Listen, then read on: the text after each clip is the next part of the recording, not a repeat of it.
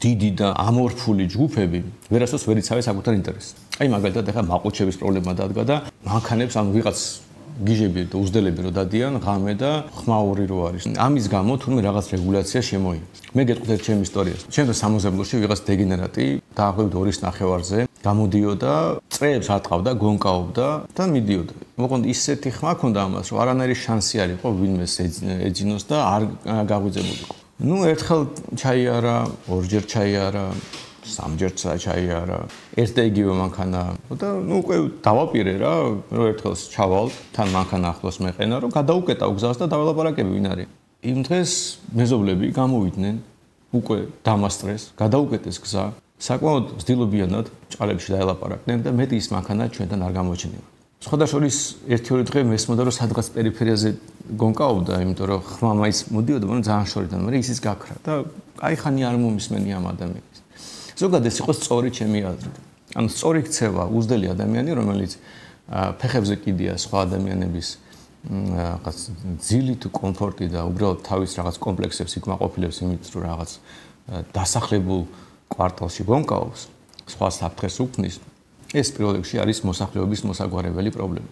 მაგრამ ასეთი უნარჩვევები სამწუხაროდ ძალიან ცოტა ადამიანს აქვს.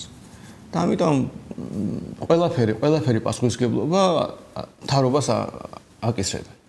და ამ ვიღაცა გონკაობს, ვიღაცა რაღაცას აკეთებს და მოდი აბა რა უნდა გავაკეთო. კი არ მივიდე, კი არ დაველაპარაკო, კი არ მოვაგვარო ჩემი პრობლემა, სადო მოგვარება. ანუ ადამიანის პრობლემა ხო ადამიანი უნდა მოაგვარო. მკვლელი და მანიაკი ხო არა კაცო, ნუ ვიღაც უზდელი ადამიანია, შეიძლება ახალგაზრდა ბიჭია და თვით დამკვიდრების ეტაპს გადის სამყაროში, რაღაცას უმტკიცებს, რომ სწრაფია და რაღაც ბოლელია და რა ვიცი, ფოტო უნდა დადოს, რომ ვიღაც გოგონ ყურადღება მიაქციოს. რამე შეიძლება მილიონი მიზეზი იყოს, რა ვიცი. რატომ შეიძლება? კარგი ცხოვრებიდან არ აკეთებ ხოლმე ეს რაღაცა. მაგრამ რაც არ უნდა იყოს, მიდი და დაელაპარაკე ამ ადამიანს, რომ აუხსენ, თუ არაფერი არ მოხდა, თუ მოძალადია, თუ კატასტროფა, მე რავი დაუძახთინე პოლიციას, მაგრამ მინიმუმ ეს ხონდა გააკეთოს. ეს რო გაეკეთებინათ ადამიანებს, ბევრი პრობლემა მოგვარდება. ხო და ამის ნაცვლად ხალხმა დაიწყო ჩივილი, რომ აიო მთავრობაო ესაო ისაო, გვიშველეთო, ღამე ვიღაც მანქანები დადიან, ხმაური, მოტოციკლეტი, ასე შემდეგ და შემდეგ მთავრობაც აიღო და რაღაც აკრძალა რაღაც მაყუჩების რეგულაცია შემოიღო. გაზარდეს ჯარიმები და ეხლა დაიწყეს აღსრულება და თუნდაც რაღაც მოპედებს და მოტოციკლებს აჩერებენ, მაყუჩს უმოწმებენ, თუ ესე იგი არაორიგინალურია ჯარიმა და მიუხედავად იმისა, ხმა ასეთია თუ ისეთი, სადღაც 200 ლარიანი ჯარიმა, 10 დღე უნდა იყოს სადღაც დაპარკინგებული საჯარიმოზე. მანქანებსაც მიადგნენ, რომ მანქანების ხო ასე ვთქვათ, იგივე ნაწილია ამ პრობლემის. ეხლა ხალხს დასდებენ და აჯარიმებენ. მაგრამ შეძლებენ მძღოლები დაორგანიზებას, რომ აი ეს არაადეკვატურობა მოაგვარო.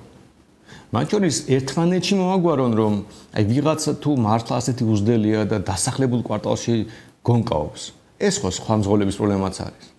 ეს ხო ვიღაცამ უნდა თქვას, მე გიჟი ხო არ ხარ რას აკეთებ. წადი რამე ბულში, ლილოში, სად არის კიდე რუსთავში. ტრასაზე და იგონკა რამდენიც აგიხარდება.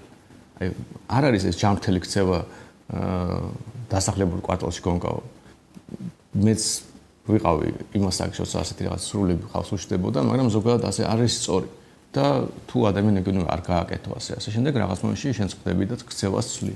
სულფასოვნად პოლიტიკური ასე ვთქვათ, პოლიტიკურად თავი დაიცვა, მძღოლებმა უნდა ორი რაღაც გააკეთონ. პირველი დაორგანიზდნენ მთავრობის წინააღმდეგ და დაორგანიზდნენ იმ ხალხის წინააღმდეგ, ვინც ასე უზდელად იქცევა. რომ დაუხსნა რომ ასე არ მოსულა კაცო, რავი, ბოლოს და ბოლოს გადი ტრასაზე და ზუგდიდისკენ ან რა ვიცი ბათუმისკენ წადი და იქ იგონკადამის გაგიხარდება. და ეს პრობლემა აღარ იარსებებს. სანაპიროზე ჩადი ბოლოს და ბოლოს ხმა ნაკლებად ვრცელდება და ნაკლები პრობლემა. ხო და აი ეს დიდ ჯგუფებს როგორც წესი ამის უნარი არ გააჩნიათ, თორემ მილიონზე მეტი მძღოლია ჩვენ ქვეყანაში. და ეს ხალხი უბრალოდ რომ დაქოქონ თავისი მანქანა გამოვიდნენ და ავარიულზე გააჩერონ, გაჩერდება მთელი თბილისი. მთელი თბილისი ყველა ქალაქი გაჩერდება. ერთ დღეში ისეთი პროცესი შეიძლება მოვაწყონ, რომ არც არის საჭირო რომ ყველა გამოვიდეს მილიონიდან რა ვიცი 50,000 მანქანა 5% რომ გამოვიდეს ქალაქი სრულად პარალიზებული იქნება 50,000 მანქანა უბრალოდ ვერც კი იზამს პარალიზებას იმიტომ რომ მანამდე პარალიზდება როცა ისინი დაიწყებენ მოძრაობას რაღაც ერთი მიმართულებით ხო და ამიტომ საბოლოო ჯამში გინდა დაუჯერებს ნებისმიერ მთავრობა 50,000 მანქანა ქუჩაში მოძრაობდეს რაღაცნაირად აი უბრალოდ კატასტროფა მოხდება ქალაქში. ქალაქის გადაკეთებისთვის შეიძლება 1000 მანქანას კი საკმარისი აღმოჩნდეს და 50000 ნახდათ და დედას უტირებს დაკავებას. ასეთ პროცესს ყველა იგრძნობს, ყველა გაიგებს და საბოლოო ჯამში მთავრობა შესვლის ქცევას, მაგრამ ეს თითქმის არასდროს არ ხდება. ძალიან იშვიათი გამონაკლისებია სოფლიო მასშტაბში, სადაც მძღოლებმა რამე ქნეს. ძალიან იშვიათი გამონაკლისია, როცა მძღოლები რაღაც დაორგანიზდნენ. იმიტომ რომ დიდი ჯგუფია, ხვდებით, აი მძღოლი არ არის რაღაც სპეციფიკური დამახასიათებელი. ვიღაცა გირჩელია, ვიღაცა ნაცია, ვიღაცა ქოცია, ვიღაცა ლელოა, ვიღაცა ასეთია, ისეთია. ქალი, კაცი, ახალგაზრდა მოხდა, ყველანაირი ადამიანია და ბევრი სხვა განსხვავება აქვს და ვერ ერთიანდებიან მარტო მძღოლობის კრიტერიუმით. და როცა საზოგადოებაში არაა უნარი აი ესეთი პრობლემები მოაგვაროს, ნუ მე სულს ასე იქნება მთავრობას მიმართავ და მთავრობა დედას უტირებს ყველას. მათ შორის იმათ, ვინც არც ხმა აქვს განსაკუთრებული, არც არაფერი, როგორ უნდა დაადგინოს, დაწერათ, რომ არა ქართული რაღაც გიყენიათ და დამნაშავე ხარ.